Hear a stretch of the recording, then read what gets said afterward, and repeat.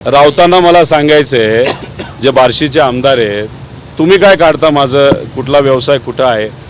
ED माझं बघतेच आहे ना, मग ईडीला तर जबाबदारी जर भाजपली दिली आहे तर ईडी त्या बाबतीत लक्ष घालेल. आणि मी माझी प्रॉपर्टी कुठलीही लपून ठेवलेली नाही. काय कसा कष्ट केला आहे हा मी केला आहे मला माहिती आहे.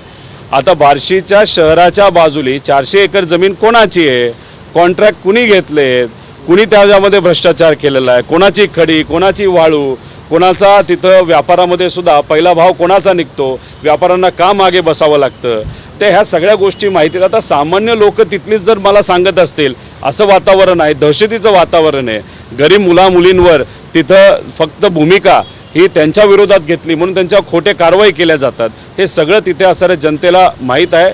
जनता सब जानती आहे. त्यामुळे उद्या तुम्ही काही माझ्याबद्दल बोललं तर सगळे माझ्याकडे पुरावे आहेत. त्यामुळे आणि राहिला प्रश्न माझ्या प्रॉपर्टीचा, तुम्ही त्या बाबतीत काळजी करू नका. ईडी माझ्यावर लक्ष ठेवून आहे आणि त्या बाबतीत माझी किती कशी प्रॉपर्टी हे ईडीला माहिती आहे. तुम्हाला जर अधिकची माहिती पाहिजे असेल तर मग केंद्रीय नेत्यांशी म्हणजे भाजपच्या नेत्यांशी संपर्क साधा, ईडीशी थोडंसं बोला, त्यांच्याकडनं सर्व कागदपत्र घ्या आणि जे दाखवायचे दुनियाला ते तुम्ही दाखवा. मी घाबरत नाही आणि मी जर घाबरणारा असतो तर आत्तापर्यंत मी ईडीला कधीच घाबरलो असतो. पण आम्ही घाबरत नाही, कारण आम्ही खरी मराठी माणसं आहोत. आम्ही न झुकणारी माणसं आहोत आणि स्वाभिमानाला आणि विचाराला टिकणारी आणि जपणारी माणसं आहोत.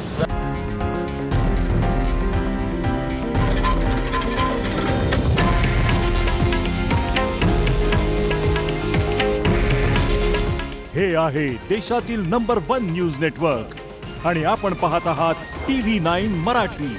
काळजी तुमची, हित महाराष्ट्राचं.